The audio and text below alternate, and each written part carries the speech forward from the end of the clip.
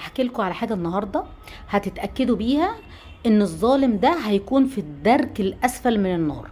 الدرك، لان لما بنقول الدرك الاسفل من النار ده للنار، لكن الجنه ان شاء الله ربنا يوعدنا في الدرجات العليا من الجنه. هيكون في الدرك، يعني في عمق النار والعياذ بالله. ده بيكون الظالم. حاجه من خصله من خصال الظالم بيعملها، وتعتبر خصله من خصال المنافق، وهي اذا خاصم فجر. الحديث النبوي الشريف بيقول لنا من خصال المنافقين اذا خصموا فجروا. وبتبدا بقى الفجوره في الخصومه بتبدا من اي حاجه الظالم يعملها تخليك تكره عيشتك بعد ما يخصمك او بعد ما يظلمك، يفضل يهين فيك يأذيك لدرجة حتى التلقيح على مواقع التواصل الاجتماعي تعتبر من فجر في الخصومة.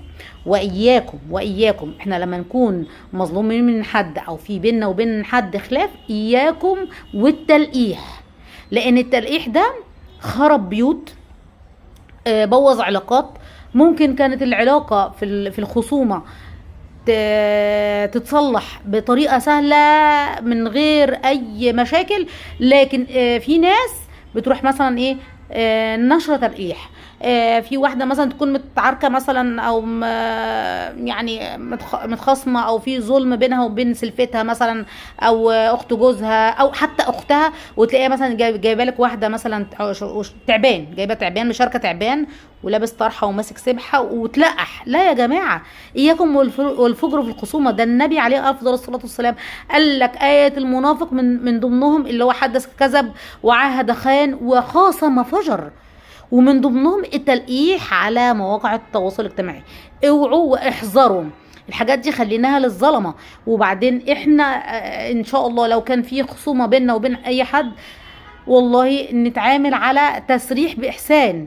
يعني احنا خلاص تسريح باحسان، لكن احنا نقعد نفجر في الخصومه ونلقح على مواقع التواصل الاجتماعي. لا، هتلاقي الظلمه من ضمنهم ناس بتلقح، تروح ملقحه على التواصل الاجتماعي وتنشر بوستات كلها تلقيح. خلي بالكم عشان احنا كمان ما ندخلش معاهم في الصفه دي. انا غاده اتمنى لكم السعاده، اسيبكم في رعايه الله وامنه، والسلام عليكم ورحمه الله وبركاته.